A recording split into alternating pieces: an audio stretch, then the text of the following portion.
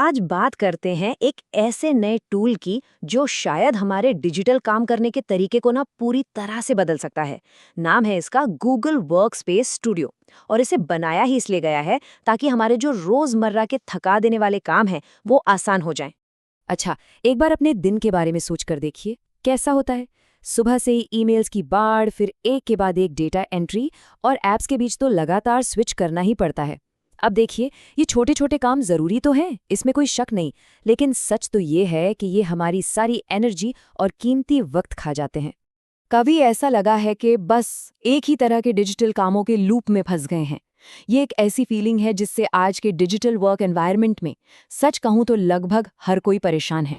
और ये काम कितने कॉमन है ना। जैसे कि ईमेल्स को फिल्टर करते रहना, स्प्रेडशीट में जानकारी भरना या फिर टीम को छोटे मोटे अपडेट्स भेजना। यही तो वो काम है जो हमारे दिन का एक बहुत बड़ा हिस्सा ले जाते हैं। तो फिर इसका सल्यूशन क्या है?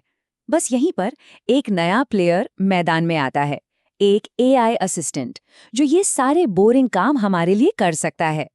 अच्छा, तो चलिए इसे ठीक से समझते हैं। गूगल वर्कस्पेस स्टूडियो है क्या? ये एक एआई पावर्ड ऑटोमेशन प्लेटफॉर्म है। आप इसे ऐसे समझ सकते हैं कि ये आपके जीमेल, ड्राइव और शीट्स जैसे ऐप्स में पहले से ही बिल्ट इन एक स्मार्ट असिस्टेंट है। और सबसे बढ़िया बात, इसे इस्तेमाल करने के लिए कोई कोडिंग जानने की ज़रूरत ही नहीं है। अगर और भी आसान तरीके से समझना हो तो बस इसे अपना पर्सनल डिजिटल असिस्टेंट मान लीजिए। बिल्कुल वैसा असिस्टेंट जो सिर्फ आपके लिए बना है और आपके सारे डिजिटल काम संभाल सकता है, ठीक वैसे ही जैसे एक असली असिस्टेंट करता है। तो इसके फायदे क्या क्या हैं? देखिए, सबसे बड़ा फायदा तो यही है कि कोई कोडिंग नहीं चाहिए। ये उन सारे ऐप्स के साथ काम करता है जिन्हें हम रोज इस्तेमाल करते ही हैं। और इसका एआई इतना स्मार्ट है कि आपके ईमेल्स या फाइलों के कॉन्टेक्स्ट को भी समझ सकता है। और एक और कमाल की बात, जो भी ऑटोमेशन आप बनाते हैं उसे अपनी टीम के साथ शेयर भी कर सकते हैं। ठीक है, पर सवाल ये है कि ये जादू होता कैसे है? चलिए देखते हैं कि ये काम कैसे करता है।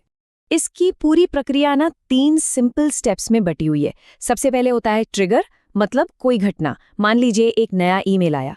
फिर होता है एक्शन, यानी एआई एजेंट उस ईमेल के साथ क्या करेगा, जैसे उसे किसी खास फोल्डर में डाल देगा। और आखिर में आते हैं वेरिएबल्स, मतलब उस काम से जुड़ी खास जानकारी, जैसे किसी का नाम हो गया या कोई ड्यू डेट। अच्छा, थ्योरी तो ठीक है, पर चलिए अब देखते हैं कि ये असल में काम कैसे करता है। कुछ ठोस उदाहरणों से ये बात और भी क्लियर हो जाएगी।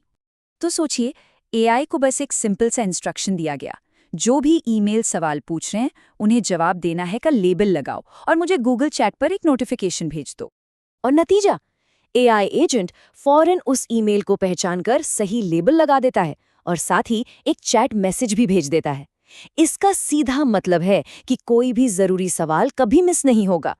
चलिए अब एक और उदाहरण देखते हैं जो हम में से कई लोगों के लिए सिरदर्द बना रहता है, फाइल मैनेजमेंट और डेटा लॉगिंग।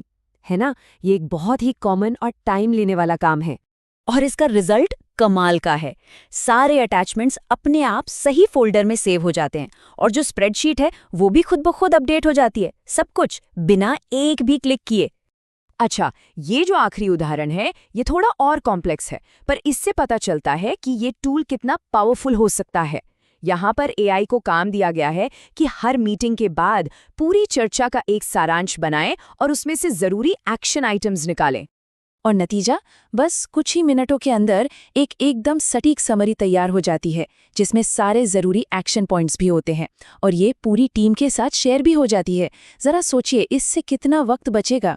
अब मैनुअल नोट्स लेने की, फिर उन्हें शेयर करने की कोई टेंशन ही नहीं।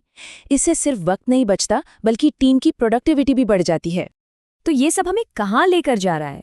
ये हमें अपने काम को ना एक बिल्कुल नए नज़रिए से देखने के लिए मजबूर करता है। एक ऐसे भविष्य के बारे में सोचिए जहां टेक्नोलॉजी हमारे लिए काम करे, न कि हम टेक्नोलॉजी के गुलाम बनकर रह जाएं। देखिए, ऐसे टूल्स का असली मकसद ही मैनुअल मेहनत को कम करना है।